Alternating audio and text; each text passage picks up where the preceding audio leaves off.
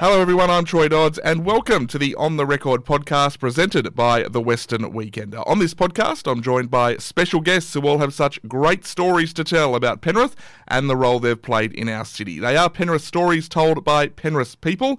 Today, my special guest is Bernard Zuel. Bernard is one of Australia's best-known music writers, particularly known for his work with the Sydney Morning Herald. He was also a reporter with the Penrith Press newspaper during a very important period in our city. I really hope you enjoy our chat. Bernard, thanks for joining us. My pleasure. Question we always ask to kick it off, where and when were you born? I was born 1965 in very western Sydney in Mauritius, tiny island off the coast of Madagascar, off the coast of Southern Africa, and a dot in the Indian Ocean. But I came to Australia in '68.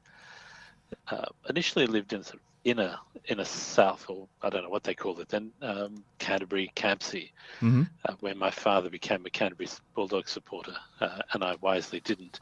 But we moved out to southwest Sydney when I was about 10. So Chester Hill, which is Canterbury, Bankstown, Fairfield crossover point. Yeah, know Chester Hill very well. My grandmother and my dad actually grew up in Bass Hill, so not far away. Yeah, Terry Lamb territory. Indeed. So what was that part of Sydney like in I guess this is what, the mid-70s? Mid-70s, yeah. It was, well, initially it seemed like the end of the earth because I remember the first time we drove from Campsie out to Chester Hill, it seemed like we were driving for 3 or 4 hours. I was young; it seemed very long, but it was just regular suburban Sydney, fibro houses and big yards. People had not much in the yards.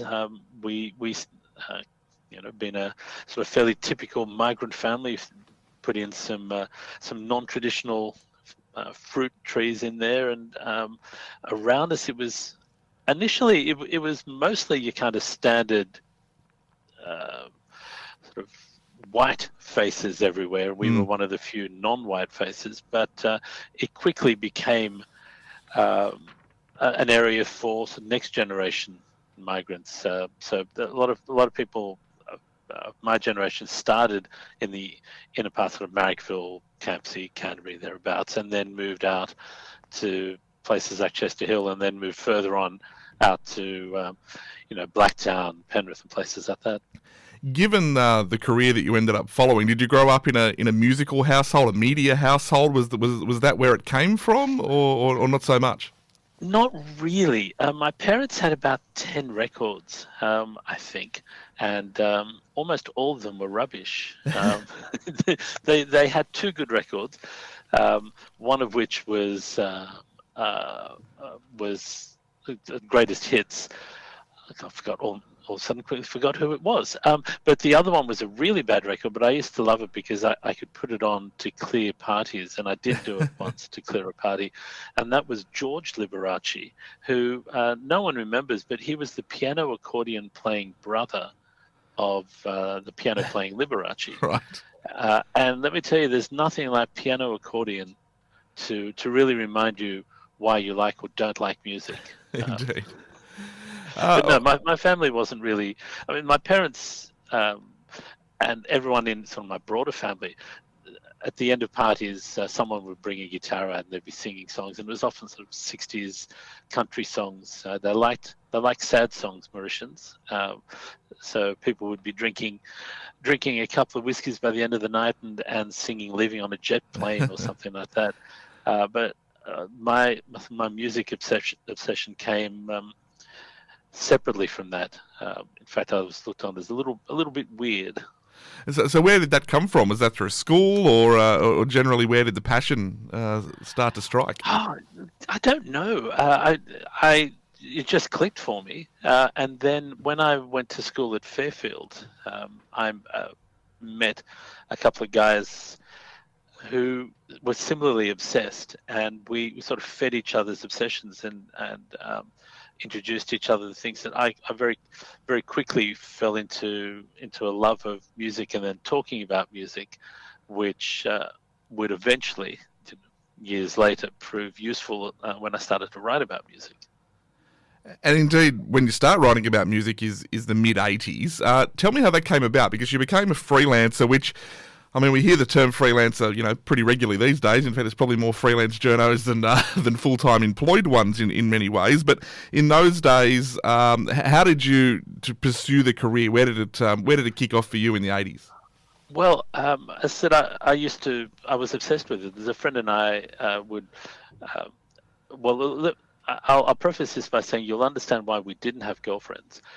We would sit in his room or my room and play music all the time and dissect it and talk about who these people were and why we were enjoying it and what it meant and what could be done with this. And it's just typical obsessives. Um, and as I said, nobody else seemed that interested in talking to us, so we did that instead. And what we used to do was read all the music magazines as well. And one day we were sitting there bitching about someone's writing. A guy who actually ended up becoming a really good friend of mine, and he was the same age as us, but he seemed older to us. We were reading and thinking, God, why don't they get some people who really know what's going on instead of this guy? And I thought, okay, I'll do that. So I went out. I bought a record that I wanted to review, and wrote this review and thought, that's it, I'm going to do it. But the day I finished it, I picked up the new issue of the magazine I was going to, and there was a review by, of all people, that guy who we'd been bitching about. Damn it! So I thought, I'm going to do something. This is in the mid '80s. Records would come out in Australia at completely different times to when they came out in the States. Could be weeks, could be months in the States and the UK, Europe. So there were these places called import stores where you paid extra, but they brought in a small number of records that were weeks or months in advance of release in Australia.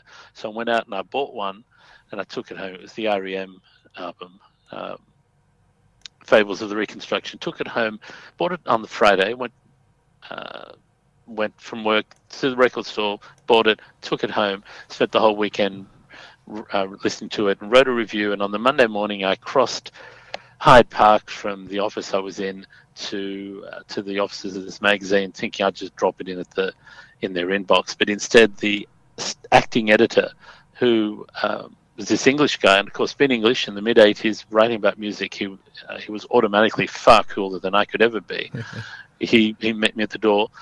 And before I could drop it off, he stood there reading. He said, "Oh yeah, all right, we'll run that next week." And I went back to my office thinking, "Did that just happen?" So that's how I started writing. So I started writing for them, and then some other music magazines and Rolling Stone. And then I got a call from editor of the entertainment supplement at the Herald called Metro, asking me if I'd like to write a story for them. And I thought, sure, I'll sling a bit of work to you. Sydney Morning Herald, the biggest paper in the country. Yeah, okay. You mentioned an office there. So what were you doing, I guess, for a crust at that point before the music stuff sort of started to come for you? Well, I'd just dropped out of law and thought I'm going to be a journalist. The problem was I'd wanted to be a journalist all through school. I used to read the Herald when I was about 11, 12 and think, this is so cool. And I'd go into the city and as the train pulled in at Central, I'd see the Herald sign over their building in the old building there, and I thought one day I'd really like to be there. But I had the marks for law, and being a WAG kid, if you got the marks for law or medicine, you're going to do law or medicine. Otherwise, you're a disappointment to the family. Sure. So I did that. But I dropped out of law, and I couldn't get straight back into uni because I was neither straight out of school nor mature age. And so I thought I'll just get a job until I can figure a way to get into journalism. So I was working at the tax office, and that afforded me a decent income and a bit of time, sometimes during the day, but mostly at the weekend and nights to do some writing. And that's where I was hoping to develop a life outside the office. So what did your family think about no law, no medicine, and this caper of writing music? It didn't go well. It didn't go down well at all. Years later, my father said to me that he was not happy because one of the reasons we came to Australia was that his kids could get to uni because there wasn't a university in Mauritius. So not a big hit, but in the end, I had to do it. It's just there was no point sticking with law, and even though it meant dropping out of university, it seemed the only sensible thing to do. Now, you freelanced for about 3 or 4 years there, and then in 1989, Penrith comes into your life. So how does this come about, and how does working at the Penrith Press newspaper, which at the time, indeed, the biggest newspaper in town, how does that all come about? That was a life turning point in so many ways. I'd gone overseas, backpacking around America and Europe in '88 into early '89, and I was trying to get work in London, thinking, I've been working as a journalist for a couple of years now. I should be able to get a job because I'm a complete idiot. In London, there were more journalists per square kilometre than there were footballers, for example, and that's a lot. And I applied for jobs at BBC and places, couldn't get it, but I was doing some work for the Herald while I was in London, phoning in copy from a phone booth across the road from the tiny room my girlfriend and I were in. So standing in the phone booth 11 o'clock at night, freezing in December London, and I thought I could stay here and get a job in a pub like so many others of my traveling friends were, or in some shop, but I want to be a journalist. There's no point.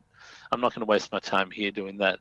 So I came back to Australia and applied for jobs, and I had experience writing, but I had no experience working in a paper, which is one of the reasons I couldn't get a job in London.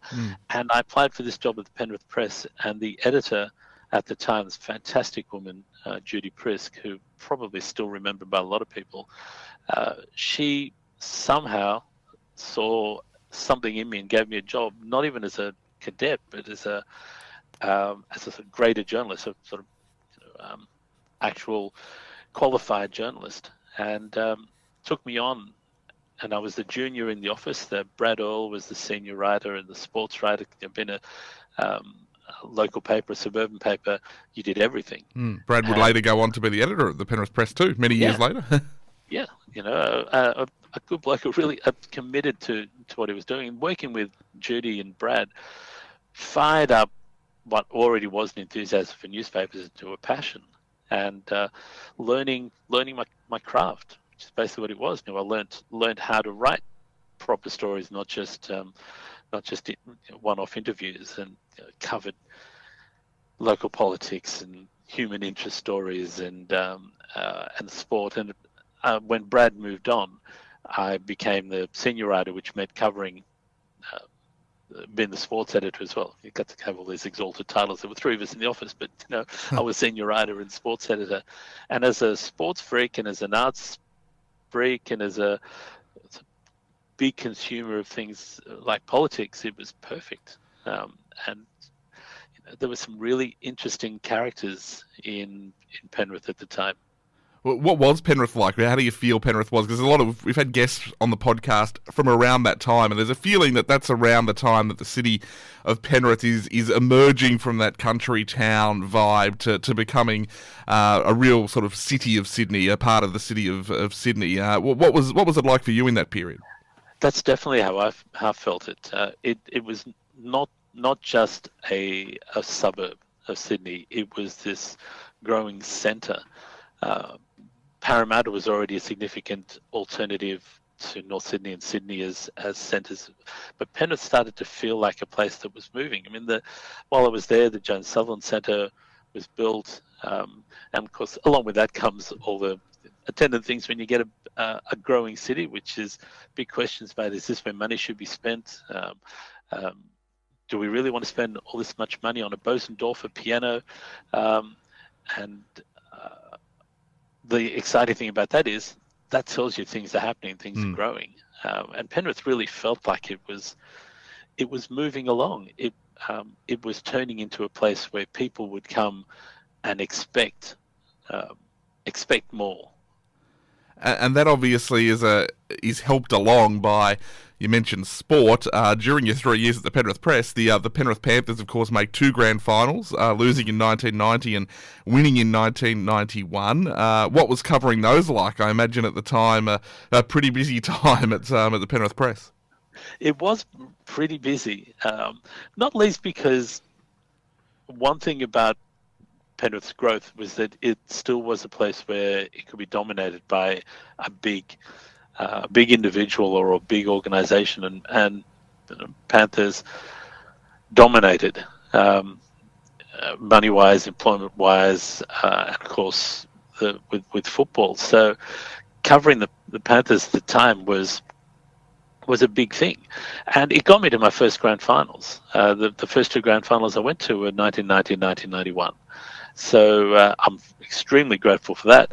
But the excitement in the town, in the sort of the wider area for those two grand finals was so palpable, and it made everything feel like it had more of an edge, more of a purpose, whatever you were covering, because there was just this sense that this was a place where not only was the population growing and business growing and this art centre coming, and but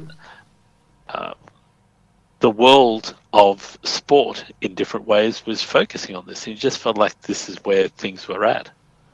And I guess at that point as well, journalism, it's taking off for you, but the actual art of writing and whatnot, you would say that's, you learnt most of that at the Penrith Press in that era, the actual, I guess, vibe of a newsroom and that sort of thing that would help you later on? Definitely learnt my craft. Just learned how to do those basic things. Learned how to construct a story. Learned how to conduct an interview. Learned how to research and prepare, and learn how to handle people who might not have any reason to listen or respect you. I mean, we had state or federal ministers who would come in, and the media were there. They'd want to talk to the media, but they'd want to talk to the Daily Telegraph or the Sydney Morning Herald or someone like that, Penrith Press or Penrith Star.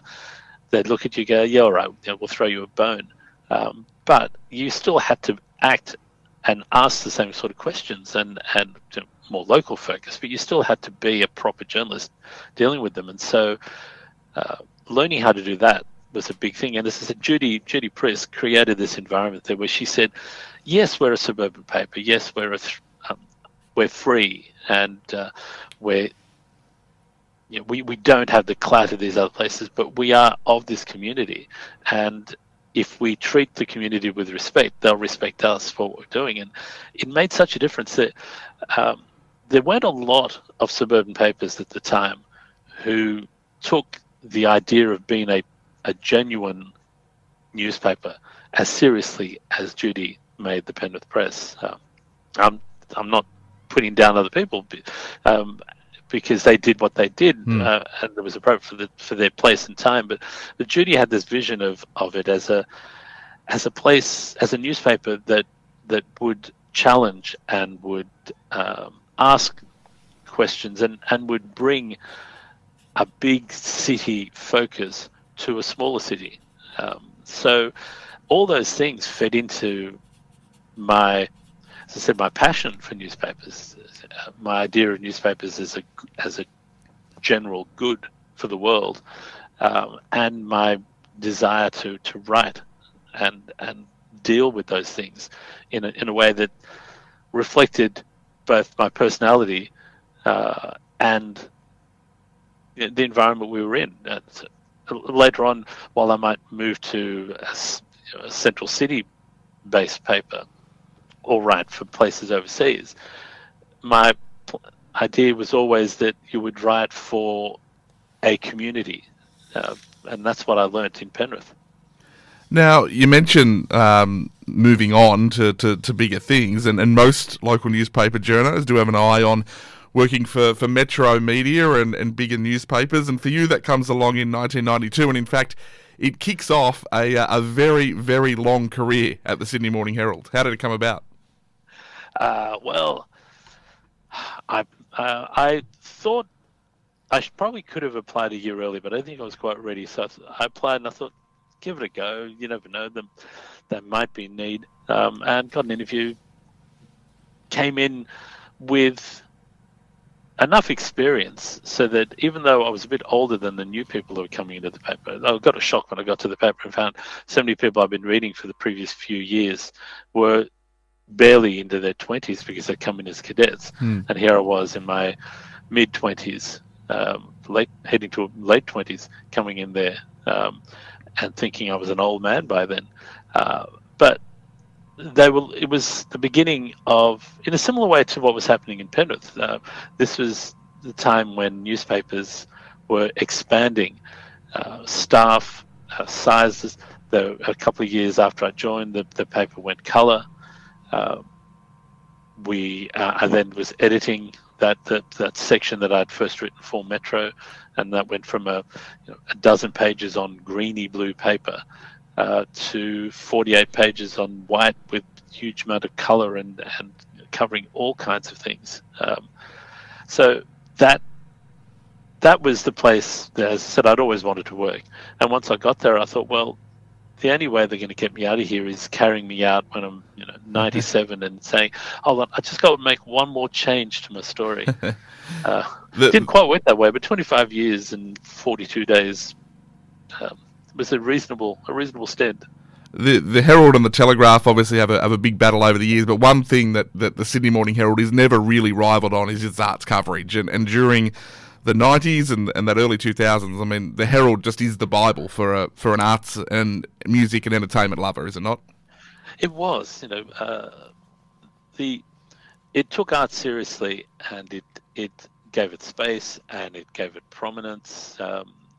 It was still a struggle because you're still talking about people. A lot of editors at newspapers anywhere tend to come out of business and politics. They see sport and arts as important parts of the paper, even if they don't necessarily like or enjoy them. More likely they're sports followers, but then not all of them, not many of them are as interested in arts. And so it was still a struggle. You still had to fight because if anything had to be cut for any reason, if the paper got a bit smaller, if there were two stories vying for a page up front of the book, and the first 10 pages of the paper, and one of them was an art story, they'll probably use the art story would be the one that would get cut. But it was this exciting time when money was everywhere. People were prepared to advertise. People were prepared to devote 2, 3, 4 pages to arts, which is astonishing to think about now. But for a while there, it was a great time to be in newspapers. I guess one of the critical things of newspapers too around that time is reviews, because this is pre, everyone being able to have their say on social media and websites and whatnot. So readers often did, decide whether they're buying, whether it be an album or a ticket to a concert or whatever, based on the reviews that landed in the paper. They did. Though again, it's really interesting to see how the attitudes to those things evolved through that period. When I started at the Herald, they ran a CD review, or a couple of CD reviews at the back of the TV guide. So the last page of the TV guide, after you got through all the programs for the week, there was a couple of little things there on music. That was it for reviews. They didn't think reviews were that important. One of the fights that a couple of people had, one of them being, so this sort of entwined lives, the guy that I mentioned who I used to read and bitch about, then we both ended up at the Herald, and he and I and his name was John Casimir, who's now a big wheel in television production, and Bruce Elder, who is the much older, experienced music journalist. We all fought for the idea and the space for reviews as something to take seriously. Book reviews were happening. Books were seen as important, but music was a struggle. And over time, I snuck them into Metro when I was editing it, and then they created the Saturday section, and we said, why don't we put music in here? And so music reviews became something, and this music of all types became something that was seen as part of the part of the menu that you should have with a newspaper, and people would take those things seriously. People did what I did when I was younger. I'd read a live review in the Herald, or the occasional CD review, or read them elsewhere and think, I want to know more. I'd go and buy it, and people would do that with the Herald. I used to hear a lot from retailers that people would come in holding your review that cut out of the paper that morning or the Saturday, brought it in and said, do you have that? I want to get that. It had an impact. I mean, we're not talking massive. It's not like Australia was anything like the UK or US, where reviews of arts generally and music was seen as a really important part of life. We're talking a small number. The number of people who read the Herald, that read newspapers for a start, was not huge. The percentage of those who read the Herald was smaller. The people who read the Herald who cared about music was, again, smaller still. And then those who might read those reviews and go and do something. But it still had an impact. What people used to say to me, you must have be able to influence the way people do things. I said, what we couldn't do was stop someone. You read about newspapers in New York, for example, shutting down stage shows when they got a really bad review, or artists in the UK whose careers would crumble when the NME or Melody Maker would trash them. It wasn't like that in Australia. We couldn't stop you buying somebody we thought was rubbish, but we could encourage you and bring to light people you wouldn't have heard about elsewhere. And that was my mission, to cover a lot of people who I thought readers would like if they got to know.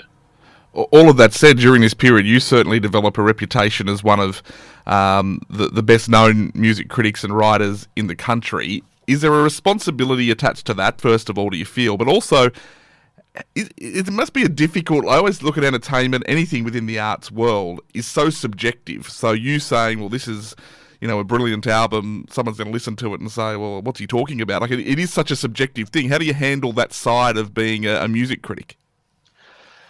Laugh.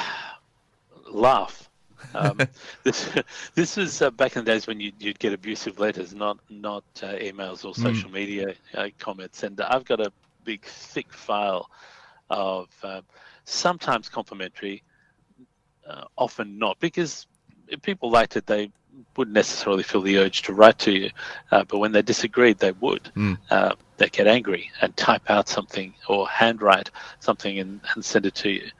I think the criticism that comes back at you as a critic, and the objections and sometimes the abuse, you've got to take that in a couple of ways. You've got to accept it, that that's what's going to happen. People have different opinions and people get very emotional about things, and I react to music emotionally as well as intellectually, and I shouldn't be surprised when other people do. And I respect that as a difference of opinion. But also you've just got to accept that sometimes people get a little unhinged. When you said, I just said I didn't think it was that good. It doesn't mean that you, as someone who likes it, is an idiot because you like it. It just means it didn't work for me. But overall, you just got to take the idea that you've got a responsibility to a number of people. You've got a responsibility to the art that you're responding to take it seriously enough that you respect what it's trying to do, and then judge whether it's doing it well. Explain why it's doing it well or why it's not doing well. So respect that. You've got an obligation to the artist who's made that art to give them time and thought. But most importantly, you've got a responsibility to the people who are reading you or listening to you, to give them honesty. And over time, the only way you earn respect is by proving that you can do something with respect for the art and the readers. Did you ever have artists ringing into the newsroom, fresh from reading a review in the paper to share their views on that? Yeah, Yep, a couple of times, and I've been confronted a few times at gigs by people. Um, One of those was a really interesting experience. An artist who had been out drinking all day. I think he'd been at the cricket, and I saw him at a gig in the early evening, and he'd been drinking all day, and we encountered each other. And luckily, this is back when you didn't necessarily know what a journalist looked like. I love those days. Photo bylines, I think, the worst thing that have happened in journalism. But anyway, someone identified me, and he had to be dragged away from me. He was probably going to hit me, but it didn't normally get that bad. But people would object. Tim Friedman, who from the Whitlams, I don't think he'd mind me telling this story. He called up the editor and said, I was about to do an interview. I was going to do an interview. No, I was going to review, and he said, I don't want Bernard Zuel doing it. Can you get anybody else? Because I think he hates me. And a couple of years later, when I finally interviewed him, I said, why did you do that? He said, well, I thought you hated me. I said, I didn't even know you. I didn't hate you. I'd made a brief comment in a review of somebody else about a Whitlam song, just saying that that Whitlam song was that kind of the song that people love on Triple J. It wasn't a negative comment, that's all it was, but he saw it as a sign that I must hate him, and tried to stop the editor from giving me the review. Mostly people would confine their anger to letters. I've got a few letters from people. I've got a letter actually from someone who was objecting. He's a musician and a producer whose work I ended up finding really dull, but I didn't really know him at the time. And he wrote a letter to the paper objecting to what I'd written about another artist. I'd written a review of Paul Kelly, and he wrote in high dudgeon. He's just appalled that I could have said anything negative about Paul Kelly, and went over several pages, explained all of my personal and professional deficiencies, and suggested that I consider a career in I think it maybe in road building, as an alternative to what I clearly wasn't any good at. Now the most amusing thing about that is, I mean, that lead was very funny, and as it turned out, I think I was pretty right. That was a lull in Paul Kelly's career, and I remember meeting his label manager a little after that, and he said to me, we'd all been saying the same thing inside the record company at the time, that this just wasn't working.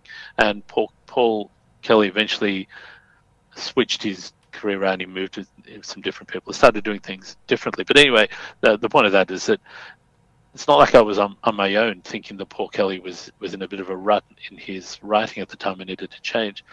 But this guy who had written this angry letter, quite a few years later, by which time I'd written a fairly scathing review of one of his records, a mutual friend was talking to him at the ARI Awards.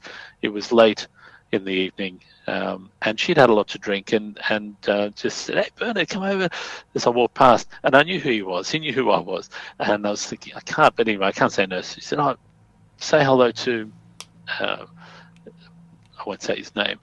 And we stood there awkwardly looking at each other before I could extricate myself from the conversation.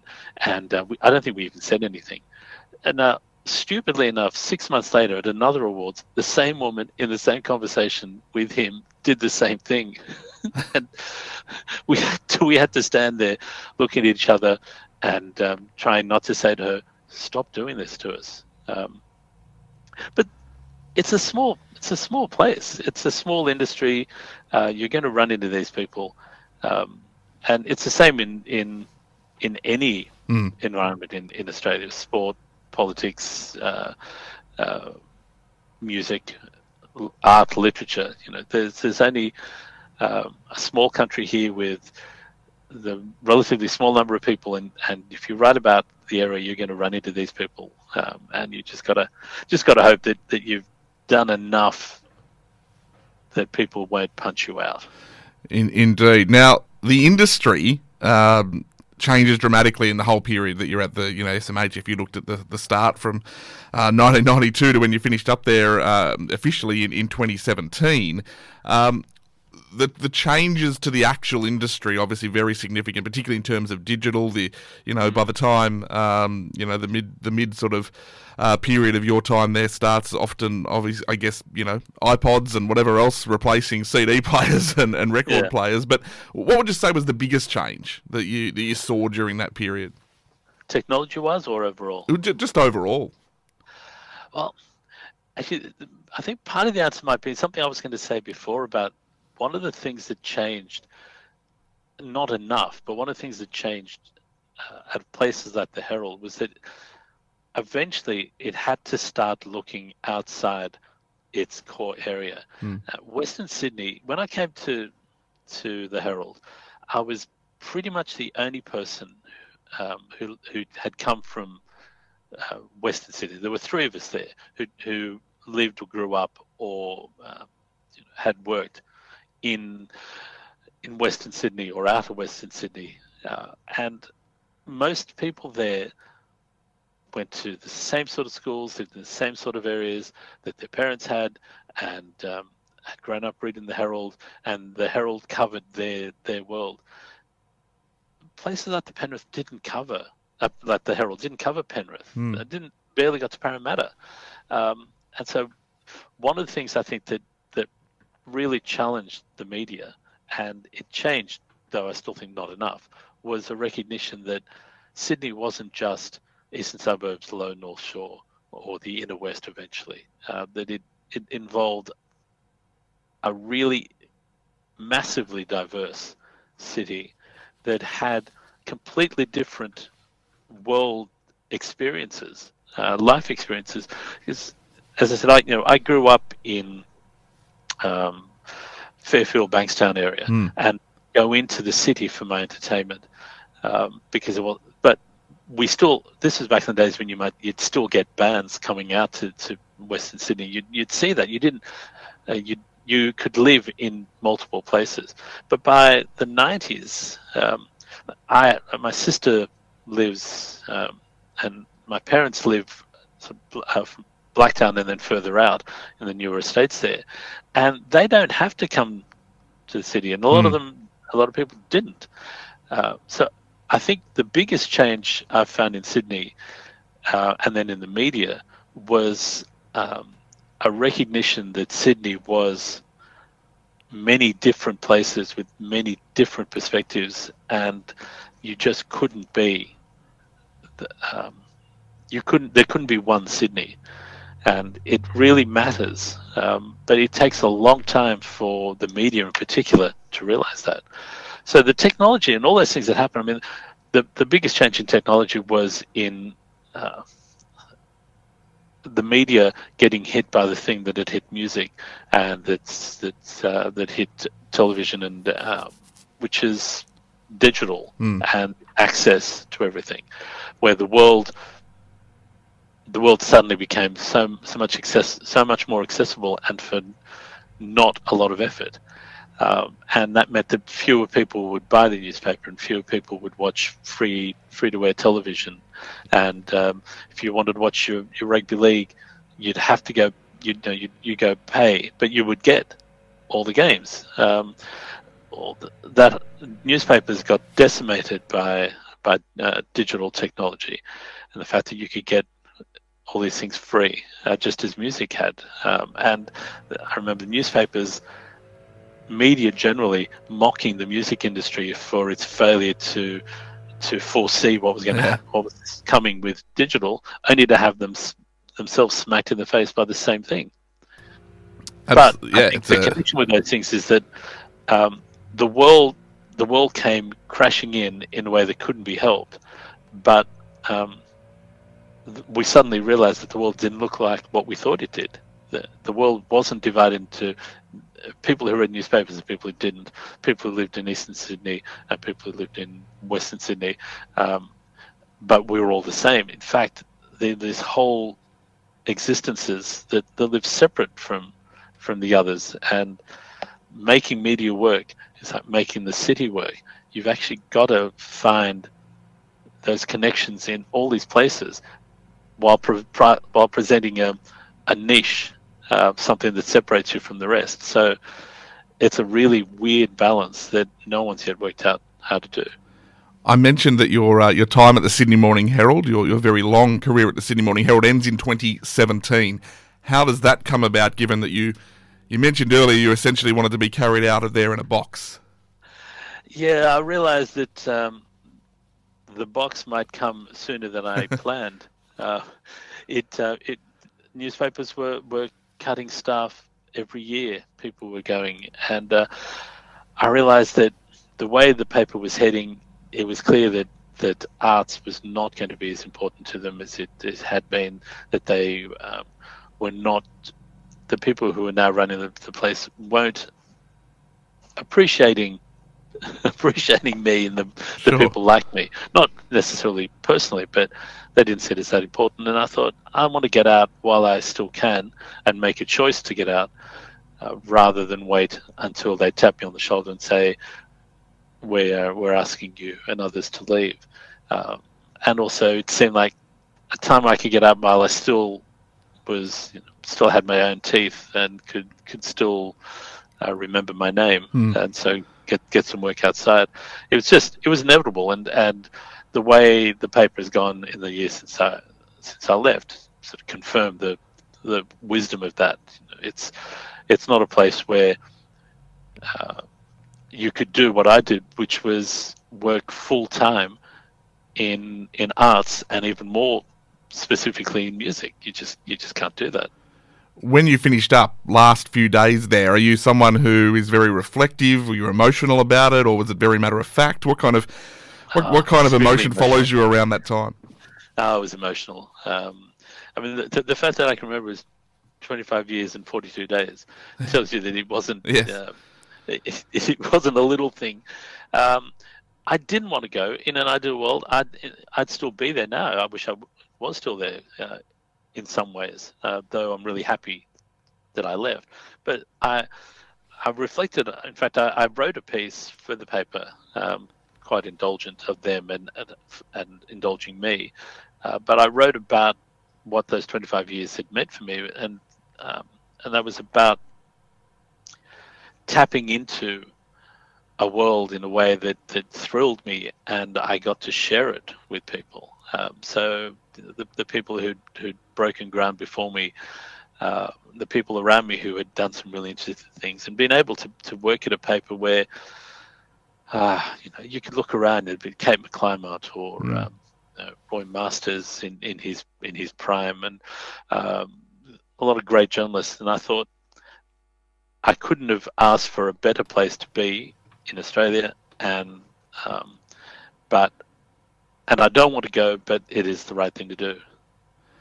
Of course, following that, though, you very much stay in the industry and continue to freelance. Obviously, it's something that you don't want to let go of. I mean, these things often generally aren't just a career. They become a way of life.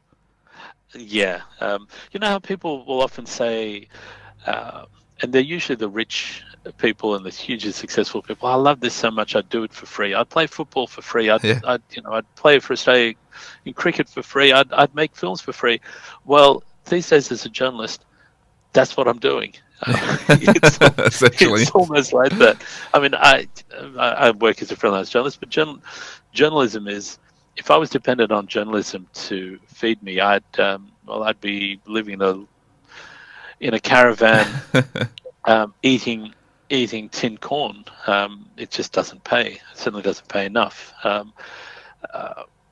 And of course, you started therefore lecturing in music journalism. So the next era of journalists coming through, what are they like? Because a lot of these people who are studying it would have only ever known digital to get their music. Would have never experienced those. Going to either a major shopping centre and there being 3 and 4 record stores, or heading into the city and those second-hand record stores that littered the whole place. They would never have experienced that.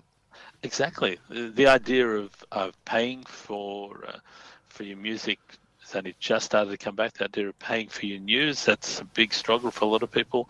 And you're talking, as you say, a generation who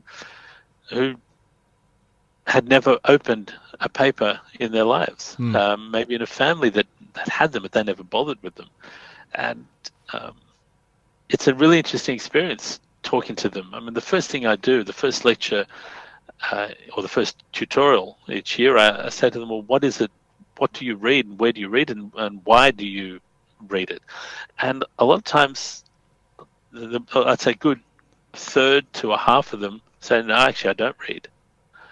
And I'm looking at them, I don't understand. How could you want to be a journalist, but you don't read? You don't read the newspapers. Oh, well, I get my news from this. Yeah, but if you want to be a journalist, you've actually got to consume journalism. You can't. It's like saying you want to be a musician, but you don't actually listen to music. Well, how are you going to know how things are done and what's happening in the world around you in your field? But it's still weird to find really enthusiastic people. Now, one of the things about journalism and arts, also, let's say journalism, communications, is that it's become the kind of arts degree of this century. In the 80s, people did 80s and 90s, people did arts because they weren't sure what else they wanted to do. So they get an arts degree. Communications is one of those areas where a lot of people who do communications end up doing things that have nothing to do with journalism for a start. Maybe not even publicity. They've been marketing, or they move into other areas. So not everybody who's doing journalism actually wants to be a journalist. But when you find those who do, it's weirdly exciting still. As much as people say to me, what's your advice for people who want to be journalists? Don't. And what if you want to be a music journalist? Are you mad? Don't.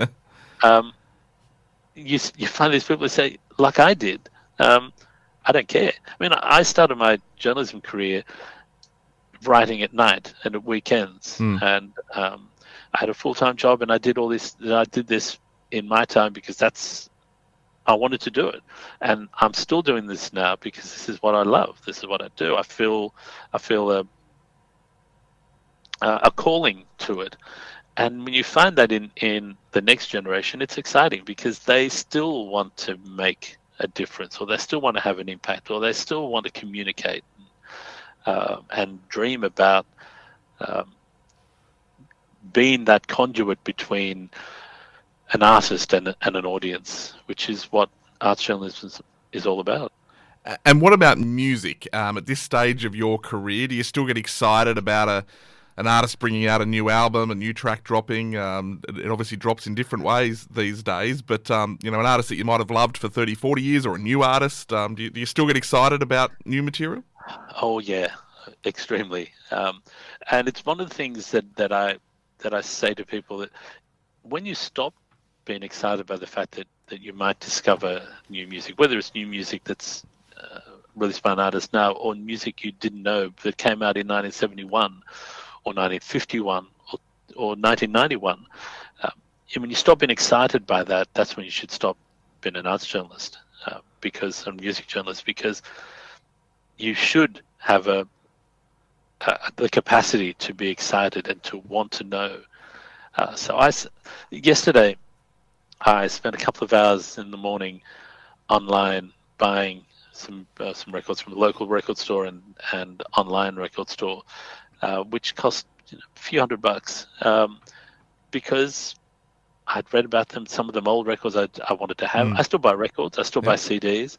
I don't, and I pay for streaming services. I never actually downloaded. When it was free, I didn't like doing it, and when you could pay for downloading, I thought, well, yeah, I could do that, but I'd actually rather have it as a CD or as a record, because I'm old. I like having things in my hands. I like being able to put it on when I want, and also I don't trust the streaming services to have music for me when I want it into the future. We're all going to get a shock, or not all of us, but some people are going to get a shock in a few years when the music that they thought they could just get anytime they want, they will have no access to, and they don't own that music anymore, and they can't get it. What about artists? What's your view on artists? There's a few I know. in the country world, Garth Brooks, for example, who's just not on the streaming services at all. You have a respect for those people that kind of want to say, well, no, I want it, on my terms. I do. I respect that, and I think if you can do that, that's great. You're still putting your music out. People can get to you in the way they want. Unfortunately, you can't do that if you're not a big artist. You've got to. How are you going to find your market if you're not on the streaming services? They rip you off. They're a terrible service, but it's like democracy. It's the worst governing system. It's an impossible governing system. It's still better than the alternatives. Yeah. The streaming services for now are the best option we have for getting music out there. And if you're an artist and you want someone to hear, you've got to make your music available to them in some way. You can't rely on radio. Radio doesn't play music. Certainly doesn't play new music in any way that's going to be helpful. The TV shows that used to play music, they don't exist anymore. Newspapers and magazines hardly cover music. So how are you going to get your music out there? You've got to be on the places where people are.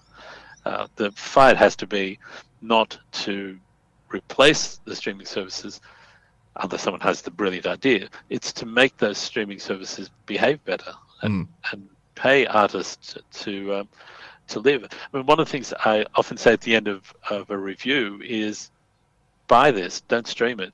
Feed an artist. Absolutely. Because if you want them to make a record in 2 years from now that because you love their music, they've got to be able to eat between now and then. Indeed. Look, it's a fascinating career, a fascinating industry. The question we always finish with, though, how would Bernard Zuel like to be remembered? Oh, my God. I'd say fondly, but just as someone who cared. Someone who got excited by things and conveyed that excitement to others. Well, it's an intriguing career that had much of its roots here in Penrith at the Penrith Press newspaper. Bernard, thank you very much for joining us, and all the best for the many reviews still to come.